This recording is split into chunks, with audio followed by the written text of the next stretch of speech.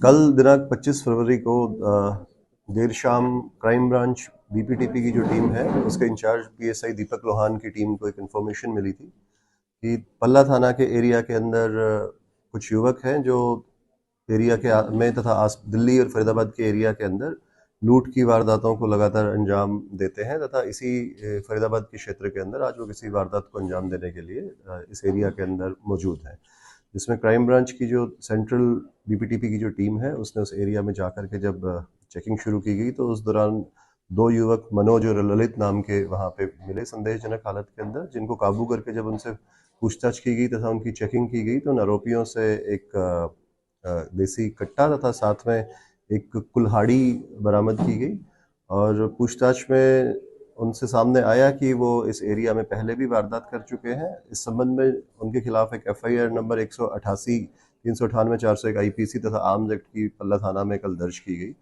और जब उन्हें पुलिस रिमांड के दौरान जब उनसे पूछताछ की गई तो उन्होंने बताया कि इससे पहले भी खेड़ी पुल एरिया के अंदर लूट की वारदात इसी तरीके से कुल्हाड़ी से लोगों को डरा करके और हमले की कोशिश करके लोगों से लूट बाट करते हैं, जिसमें उन्होंने एक मोबाइल फ़ोन छीना हुआ था जो मोबाइल फ़ोन उनसे बरामद कर लिया गया है।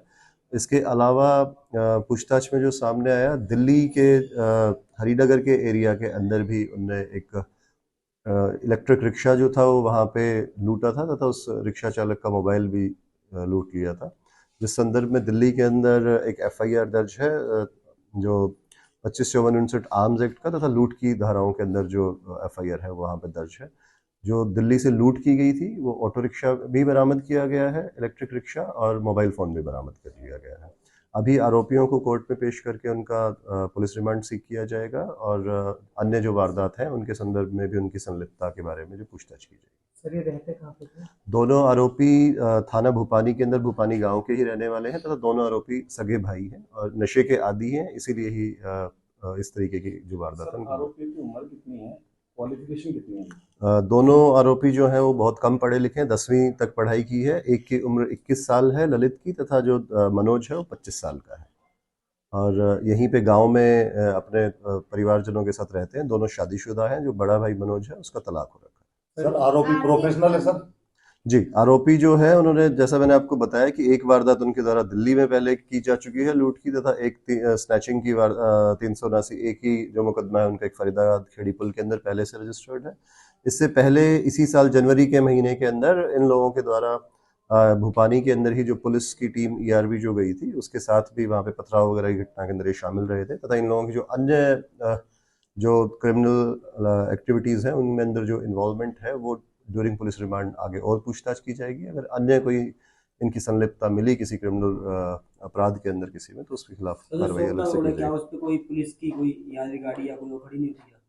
जो ईआरवीज हैं वो शहर के अंदर अलग अलग पॉइंट्स पे लगातार उनके फिक्स पॉइंट है जहाँ पे वो खड़ी होती है तथा लगातार गश्त भी करती रहती है और इस तरीके के जो अपराध जो होते हैं उन पे रोकथाम के लिए लगातार कार्य किया जाता है। इन दोनों के अलावा कोई और अभी इसमें शामिल पाया गया?